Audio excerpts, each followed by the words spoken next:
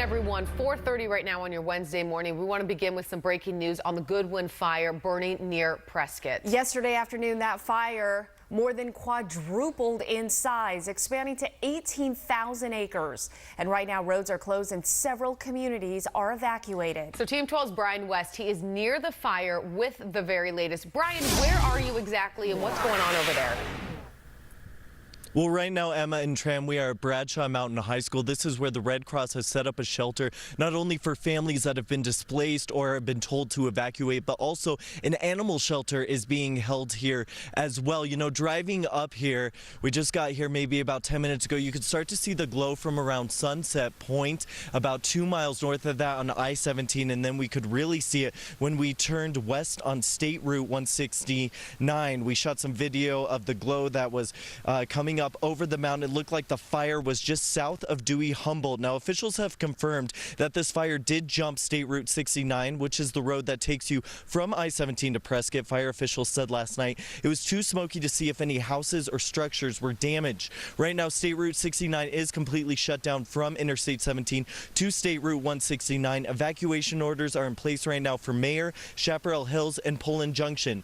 Pre-evacuation orders have also been issued for Walker, Potato Patch, Mountain Pines Acres, and Mount Union. Everyone, though, is coming here to Bradshaw Mountain High School in Prescott Valley. Food, water, and shelter set up by the Red Cross for those who had to leave and those who are displaced. Many homeowners evacuating, not only worried about their homes, but also their animals, which is why there's also an animal shelter that is here at Bradshaw Mountain High School. Yavapai County has also set up a 24-hour line. The number for that is 928-442-5103. You can call that to get any information on this fire. We're going to continue to stay up here, monitor exactly what's going on. As the sun comes up, though, we can see some ominous smoke that is heading right now into Prescott Valley. For now, we're live in Prescott Valley. Brian West, 12 Today. And obviously, overnight, the fires, they kind of lay low, and as the day gets going, it'll get a little bit worse. So, Brian, you're at the shelter right now. I'm wondering, do you know perhaps how many people took advantage of those shelters, whether it was yesterday, overnight, or this morning? Yeah, let's show you the parking lot. So we have probably about 20 or 30 cars out here at the high school, as you can see. They're having anybody who is being evacuated turn on Panther Path to get here. There are plenty of signs. It is clearly marked. And then there are also signs I want to show you completely almost 180 over here. They also have signs for animals. It says Animal Disaster Services out here. So they're housing both families and also their pets. That is so important with those pets because they are like family. Brian, thank you so much. Now let's continue our live team coverage of this wildfire with meteorologist Jen Wall. And Jen, how's the weather affecting the fire today? Well, it's been kind of nice overnight, but unfortunately it's going to be breezy and dry hot once again today for firefighters. Right now, temperatures are in the mid to upper 60s right around the area where this fire is burning just south of Prescott. Dew points very low this morning at 14 degrees. Wind is only out of the southeast at about 7 miles per hour. But let's go ahead and take a look at how that is all going to change later this afternoon. Temperatures spike to about 80 to 88 degrees in the area. Dew points anywhere from 0 to 20, so that stays right about where it is now. Extremely dry, high pressure off to the west, and then wind. That is going to be another huge factor. It changes directions coming out of the southwest at about 15 to 25 miles per hour. You can see current wind gusts around the state. This is really good for the high country. We're not tracking anything right now for Prescott, Sedona, or Flagstaff, but again, that will change as the sun comes up. We get that daytime heating and things are going to mix up with the wind. It's also quite quiet around the valley, a little breezy for Globe, around 14 miles per hour.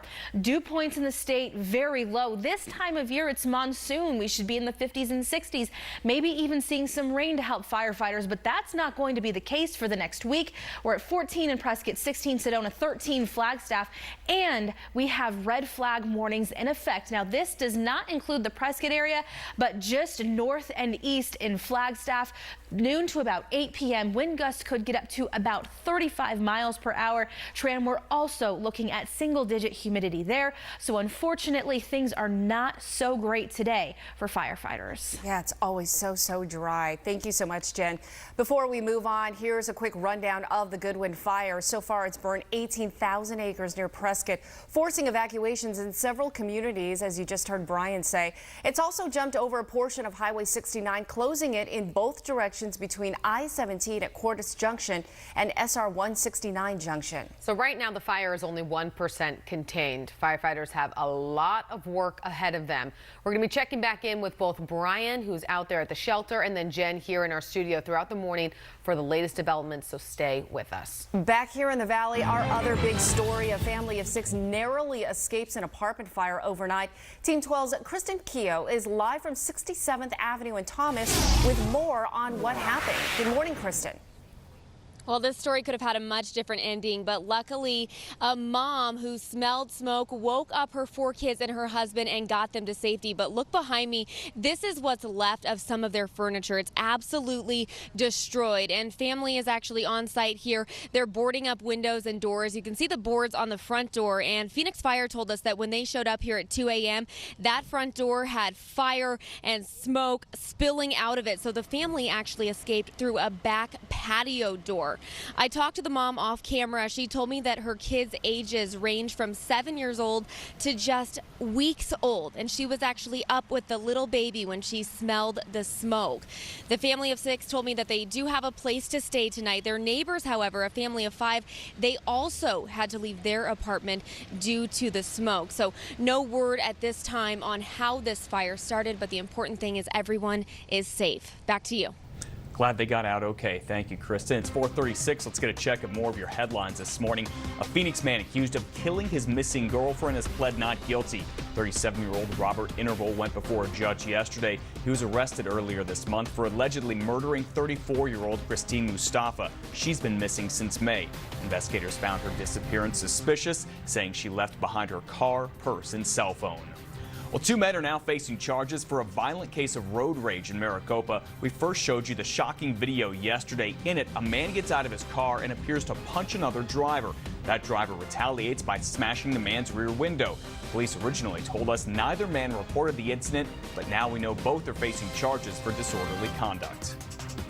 Well, a Florida woman had her baby on a flight to Phoenix. Christina Penton was not expecting the baby for another month, but she started having contractions about 15 minutes after takeoff. The plane diverted to New Orleans, but Penton ended up having the baby before they got there. Thankfully, she and little Christophe are just fine. And get this, Spirit Airlines is giving them a pretty amazing gift: free flights. Well, this Saturday, employers here in Arizona will have to follow a new law that requires paid sick leave. It doesn't matter if employees are full-time or part-time. They can use as many as 40 hours of paid sick leave annually. That number drops to 24 hours if the business operates with a small staff. The new law was approved by voters last November as part of Prop 206.